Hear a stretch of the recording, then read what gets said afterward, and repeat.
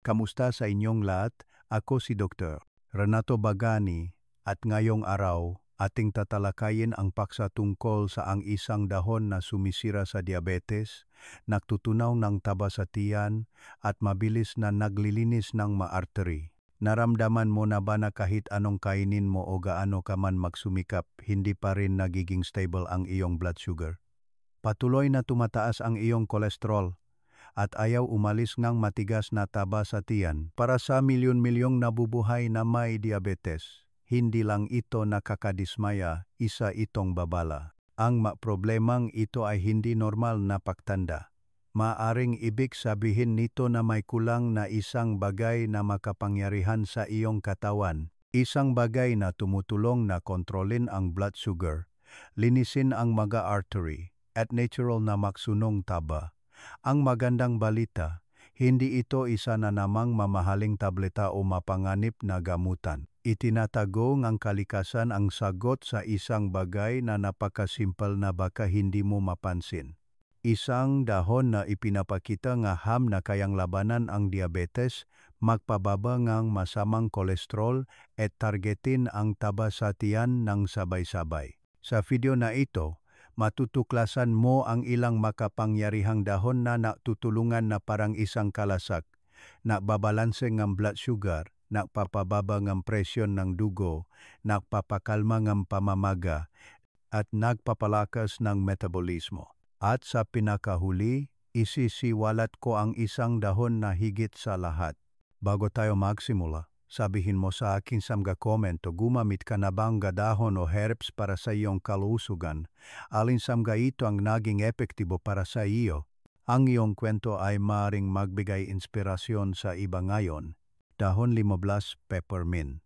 Ngayon, pag-usapan natin ang isang dahon na maaaring nasa iyong kusina na, ngunit mas makapangyarihan kaysa sa inaakalangang karamihan, peppermint. Maaaring kilala mo ito sa sariwang amoy o pampakalmang saa, ngunit para sa mga taong may diabetes o nahihirapan sa kolesterol, ang peppermint ay maaaring maging isang tahimik na bayani. Bakit napaka-espesyal ngang peppermint?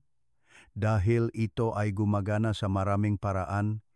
Sinusuportahan nito ang iyong metabolismo, pinapabuti ang panunaw, binabalanse ang blood sugar, at pinoprotektahan pa ang iyong puso. Lahat na ito ay mabahagi na madalas humina kapag naging parte ng pang-araw-araw na buhay ang diabetes, taba sa tiyan, o mataas na kolesterol. Ang peppermint ay may mga natural na compound na nagpapasigla sa mga digestive enzyme na tumutulong sa iyong katawan na mas mahusay na tunawin ang mga taba at mas mahusay na sumipsip ng mga sustansya.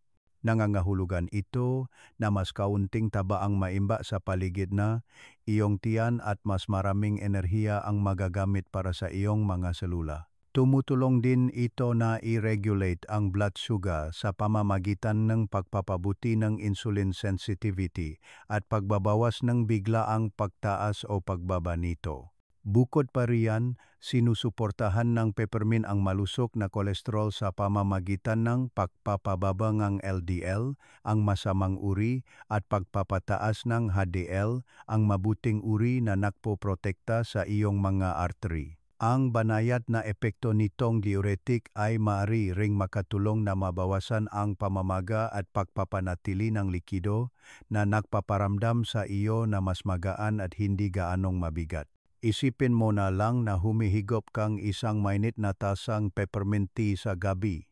Hindi lang para sa nakapapawing pagod na lasa, kundi dahil alam mong bawat higop ay tahimik na tumutulong sa iyong katawan na labanan ang maugat ng diabetes, labis na taba, at mga problema sa kolesterol. Ito ay simple, abot kaya, at isang bagay na maaari mong simulan ngayon nang hindi binabago ang iyong buong buhay.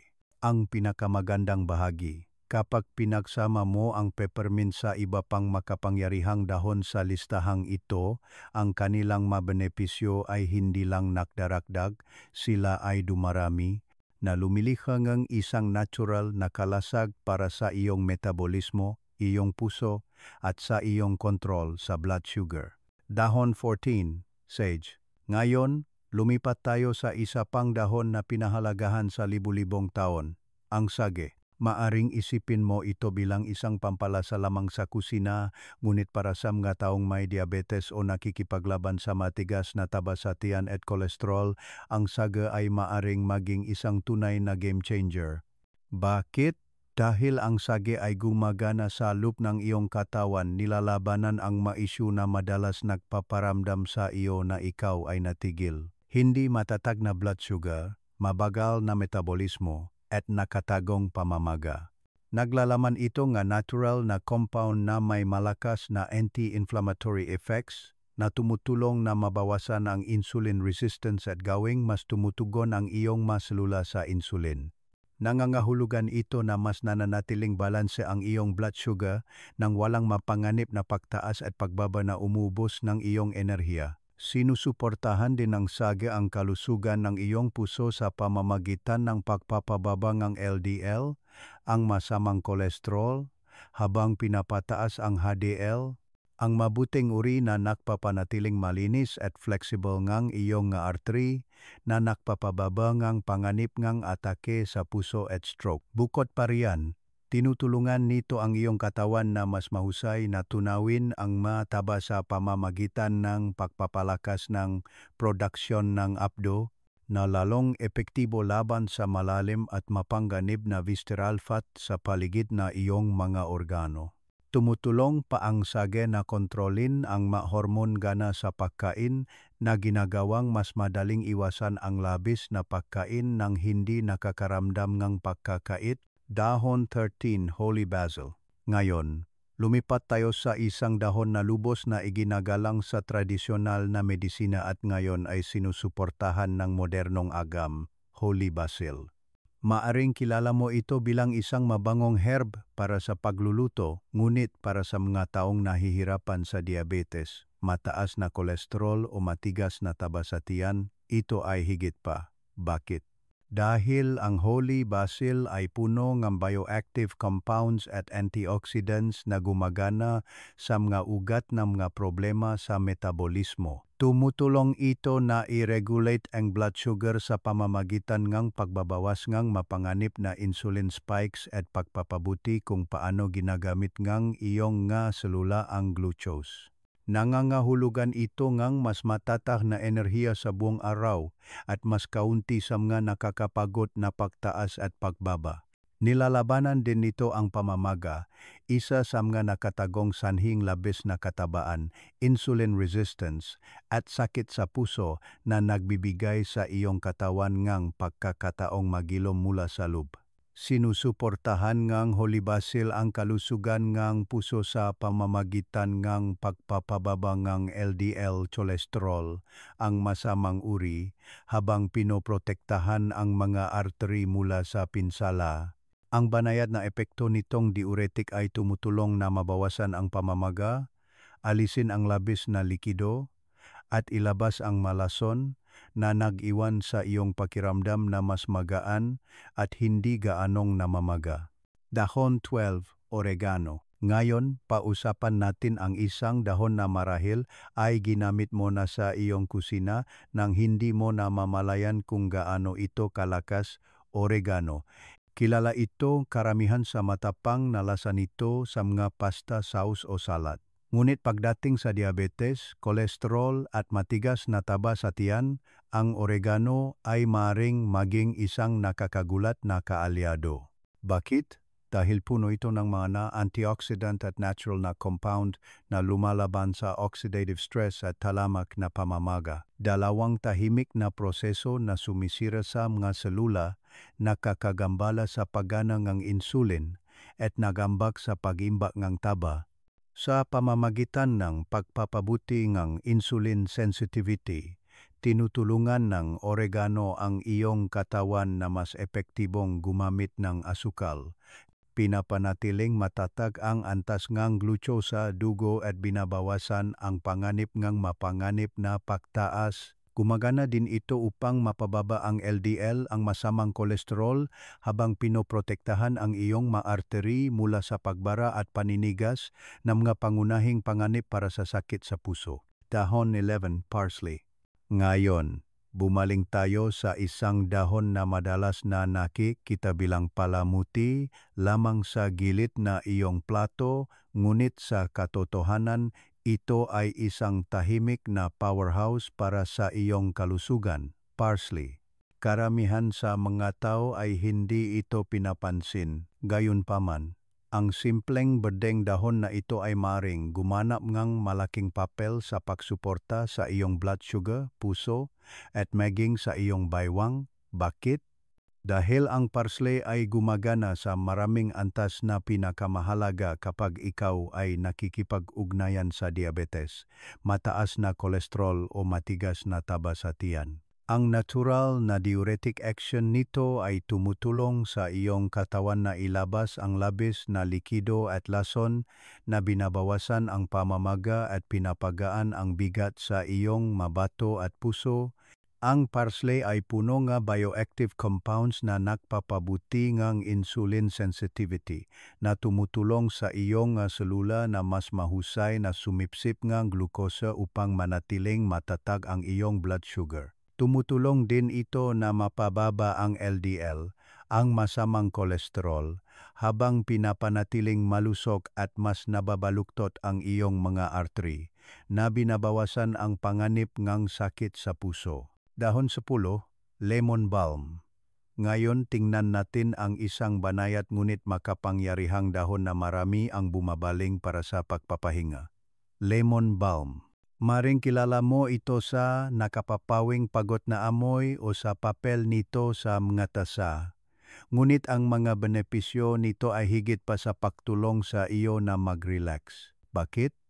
Dahil ang stress ay isa sa mga tahimik na sanhingang diabetes, taba sa tiyan, at mga problema sa puso.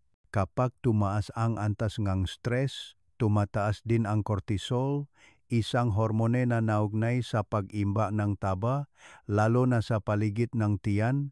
Tumutulong ang lemon balm na mapababa ang cortisol na nagpapahintulot sa iyong katawan na mag-imba ngang mas kaunting taba at mas mahusay na gumamit ng enerhiya. Ngunit simula pa lang iyan. Pinapabuti nga dahong ito ang insulin sensitivity na tumutulong sa iyong selula na mas mahusay na sumipsip ng glucose at pinapanatiling matatag ang iyong blood sugar. Binabawasan din nito ang pamamaga na malapit na naugnay sa pagtaas ng timbang, pagbara ng kolesterol at pinsala sa artery. Dahon 9, mint. Ngayon, bumaling tayo sa isang dahon na parehong nakakapresko at malalim na nakapagpapagaling. Mint. Iniisip itong karamihan bilang palamuti o pampalasa sa chewing gum at inumin, ngunit mas marami pang magagawa ang mint para sa iyong kalusugan kaysa sa iyong inaakala. Bakit? Dahil gumagana, ito sa ilang paraan na direktang tumutugon sa mga paghihirap na kinakaharap araw-araw ng maraming taong may diabetes, mataas na kolesterol o matigas na taba sa tiyan. Tinutulungan ng mint ang iyong katawan na mas mahusay na tunawin ang pagkain sa pamamagitan ng pagpapasigla sa natural na digestive enzyme na tumutunaw mataba bago pa man ito manatili sa iyong baywang. Nangangahulugan ito ngang mas kaunting pag-ipon ngang taba, mas mahusay na pagsipsip ngang sustansya, at mas maraming enerhiya para sa iyong pang-araw-araw na gawain. Ang banayad na epekto nitong diuretic ay binabawasan ang pagpapanatili ngang likido at pamamaga na nag-iwan sa iyo na mas magaan at mas comfortable. Sinusuportahan din ngang mint ang malusog na kontrol sa blood sugar sa pamamagitan ngang pagpapabuti ngang insulin sensitivity at pagtulong na maiwasan ang mga pagtaas at pagbaba na maring mag-iwan sa iyo na pagod at naghahangat ng matatamis. Dahon 8, basil. Ngayon, pag-usapan natin ang isang dahon na marami sa atin ay nasisiyahan na sa ating mga kusina, ngunit madalas na hindi napapansin ang kapangyarihan nitong magpagaling, basil. Kilala sa mabangong amoy at masarap na lasa, ang basil ay higit pa sa isang masarap na herb. Bakit? dahil ang bioactive compound nito ay malalim na tumutugon sa maugat ng problema tulad ng hindi matatak na blood sugar, matigas na taba sa tiyan at mataas na kolesterol. Tumutulong ang basil na i-regulate ang antas ng glucose at mapabuti ang insulin sensitivity na nagpapahintulot sa iyong mga selula na mas epektibong gumamit ng asukal at pinapanatiling matatag ang iyong enerhiya sa buong araw. Nilalabanan din nito ang pamamaga na madalas na nakatagong sanhing labis na katabaan, diabetes, at sakit sa puso. Para sa iyong puso, pinapababang basil ang LDL, ang masamang kolesterol, habang pinapataas ang HDL, ang mabuting uri na nagpapanatiling malinis at flexible ngang iyong nga artery na binabawasan ang mga panganib sa cardiovascular. Ngunit hindi diyan nagtatapos ang mga benepisyong basil. Bilang isang natural na adaptogen, tumutulong ito na balansehin ang mga stress hormone tulad ng cortisol na nangangahulugang mas kaunting taba ang naimba sa paligid ng tiyan, pansamantalang paginto. Bago tayo magpatuloy, gusto kong maglaan ng isang sandali kasama kayo. Ang pamumuhay na may diabetes, mataas na kolesterol, o patuloy na pagkapagod ay maaring maging mabigat, ngunit hindi ka nag-isa sa landas na ito. Kung alinman sa mga dahong ito ay nagpapaalala sa iyong sariling paglalakbay o isang bagay na pinagdaanan ang iyong mamagulang o mamahal sa buhay, gusto kong ibahagi mo ito sa ibaba. Marahil ay magsulat ng isang salita na naglalarawan kung ano ang iyong nararamdaman ngayon, o mag-iwan ng isang maliit na puso para malaman kung nandito ka. Sama-sama, maaari tayong lumikha ng isang espasyo kung saan bawat kwento, bawat pakikibaka, at bawat maliit na tagumpay ay naririnig. Tahunsu, Dandelion. Ngayon, bumaling tayo sa isang dahon na itinuturing ng marami bilang isang matigas na damo lamang sa kanilang hardin, ngunit sa katotohanan, ito ay isa sa pinakamakapangyarihang manggagamot ng kalikasan, ang dandelion. Ang abang halamang ito ay ginamit sa loop ng daan-daang taon sa tradisyonal na medisina at kinukumpirma na ngayon ng modernong pananaliksik kung ano ang matagal ng alam ngang manggagamot. Bakit napaka-espesyal ngang dandelion? Dahil gumagana ito sa dalawa sa pinakamahalagang sistema ng katawan para sa paglaban sa diabetes, kolesterol at taba sa tiyan, ang atay at ang metabolismo. Ang natural na kapangyarihan nitong mag-detox ay nililinis ang atay, na tumutulong dito na mas mahusay na tunawin ang mataba at maiwasan ang pag-ipon nito sa iyong tiyan. Ang banayad na epekto nitong diuretic ay tumutulong din sa iyong katawan na ilabas ang labis na likido at lason na pinapagaan ang pamamaga at ang bigat sa iyong puso at bato. Dahon 6, rosemary. Ngayon, lumipat tayo sa isang dahon na may amoy pino na marahil ay ginamit mo na sa inihaw na manok o patatas. Rosemary. Oh, masarap ito. Ngunit para sa mga taong may diabetes, mataas na kolesterol o matigas na taba sa tiyan, ang dahong ito ay tahimik na makakagawa ng higit pa kaysa sa pagpapasarap ng iyong pagkain. Narito kung bakit mahalaga ang rosemary. Ang talama na pamamaga at oxidative stress ay nagpapahina sa paggana ng insulin, nagpapabagal sa iyong metabolismo at nagpapatigas sa iyong mga artery. Ang manatural na compound ng rosemary ay tumutulong na pakalmahin ang pamamaga na iyon at suportahan ang mas malusok na blood sugar at paggana ng puso upang magawa muli ng iyong katawan ang trabaho nito.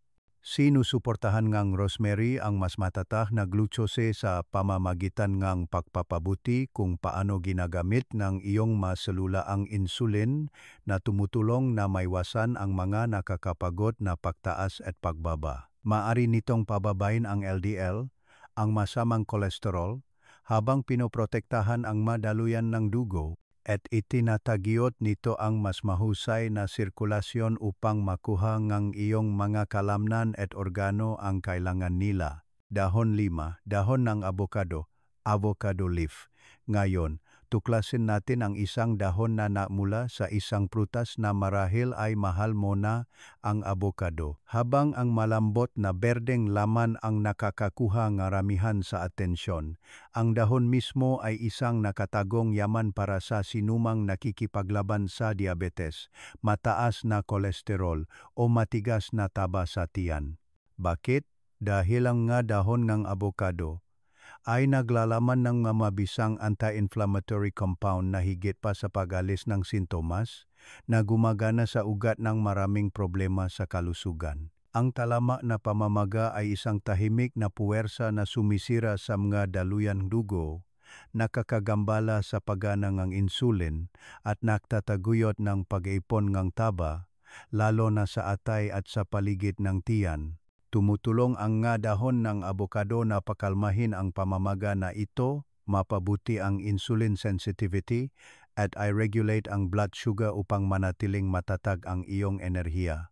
Dahon 4, dahon ng mangga, mango leaf. Ngayon, pag-usapan natin ang isang dahon na namula sa isang prutas na minamahal sa buong mundo, ang mangga. Iniisip lamang ngang karamihan ang matamis at makatas nitong laman, ngunit ang dahon ngang puno ngang ay isang nakatagong hiyas pagdating sa paglaban sa diabetes, kolesterol at taba sa tiyan. Bakit?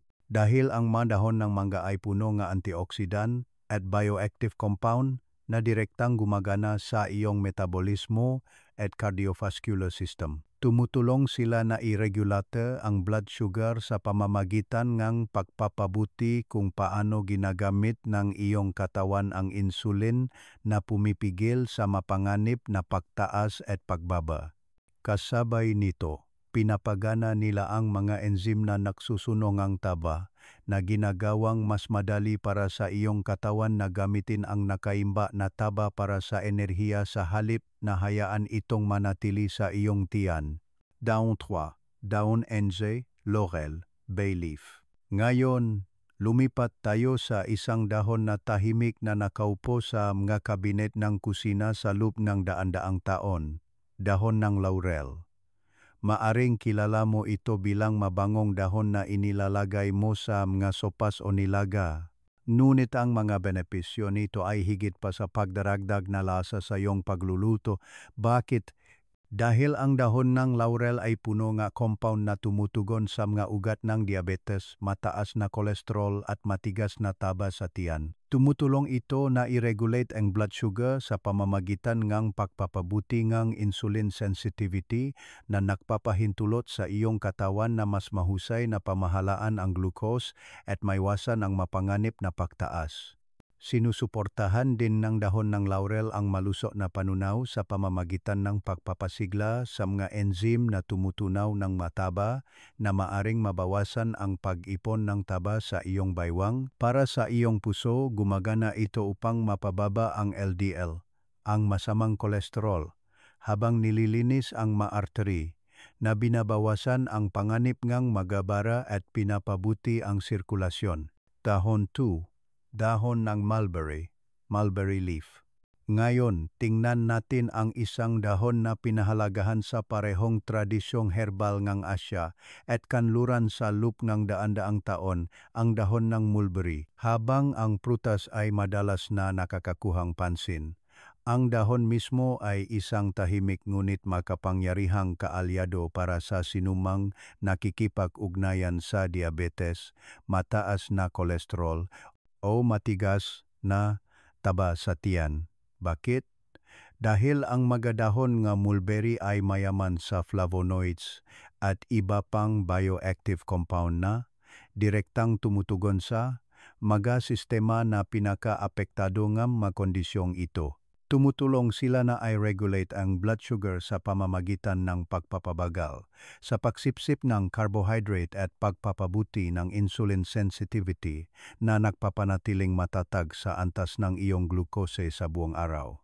Para sa iyong puso, pinapababa nga dahon ng mulberry ang LDL, ang masamang kolesterol, habang pinapataas ang HDL, ang mabuting kolesterol na nagpoprotekta sa iyong nga artery at nagpapabuti ngang sirkulasyon. Daon daon ng oliba, olive leaf. Ngayon, narating na natin ang pinakamakapangyarihang dahon sa lahat, ang dahon ng oliba. Sa loob ng libu-libong taon, ito ay pinahalagahan sa mga kulturang Mediterranean.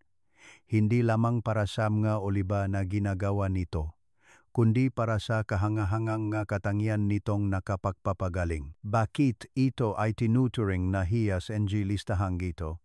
Dahil ang madahon ng oliba ay naglalaman ng isang natatanging compound na tinatawag na oleuropen na gumagana sa halos lahat ng pangunahing sali na nagdudulot ng diabetes, sakit sa puso, at matigas na taba sa tiyan. Tumutulong ang oleuropen na i-regulate ang blood sugar sa pamamagitan ng pagpapabuti kung paano tumutugon ang iyong katawan sa insulin, binabawasan ang mapanganib na pagtaas, at sinusuportahan ang matatag na enerhiya sa buong araw. Pinapababa din nito ang LDL, ang masamang kolesterol, habang pinapataas ang HDL, ang mabuting kolesterol na naglilinis ng iyong ma-artery at nagpapanatiling malayang dumadaloy ang iyong dugo. Para sa iyong metabolismo, pinapagana na dahon ng oliba ang ma-enzyme na nagsusuno ng taba, na tumutulong sa iyong katawan na gawing panggatong ang nakaimba na taba. Konklusyon, kagagaling lang natin sa paglalakbay sa 15 na kamangha-manghang dahon. Bawat isa ay may sariling paraan nga pagtulong sa iyong katawan na labanan ang diabetes, mataas na kolesterol, at matigas na taba sa tiyan. Mula sa pagpapakalma ng pamamaga hanggang sa pagbabalansa ng blood sugar, mula sa paglilinis ng ma-artery hanggang sa pagpapalakas ng pagsuno ng taba, ibinigay na sa atin ng kalikasan ang lahat ng kailangan natin upang magsimulang magpagaling mula sa loob. At habang bawat dahon na ating pinag-usapan ay may sariling natatanging lakas, ang dahon ng oliba ay tunay na namumukod-tangi. Isang pundasyon na maring mag-ugnay sa lahat ng mga benepisyong ito at lumikha ng isang makapangyarihang kalasag para sa iyong puso, atay at metabolismo.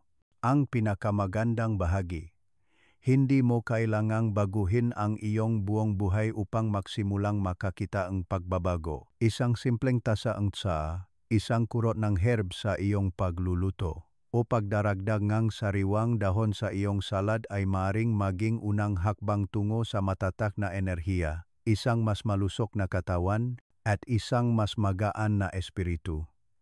Tandaan, hindi ito tungkol sa pagiging perpekto. Ito ay tungkol sa maliliit at tuloy-tuloy na pagpili na nagbubunga ng malaking pagkakaiba. Ngayon, gusto kong marinig mula sa iyo. Alin sa mga dahong ito ang nasubukan mo na? At ano ang iyong karanasan? Ibahagi ito sa mga komento upang matuto tayo at magbigay inspirasyon sa isa't isa. At kung nakatulong sa iyo ang video na ito, siguraduhing mag-subscribe para hindi mo makaligtaan ang susunod na hakbang sa iyong natural na paglalakbay sa kalusugan. Hanggang sa muli, alagaan mo ang iyong sarili. Karapat-dapat ka rito.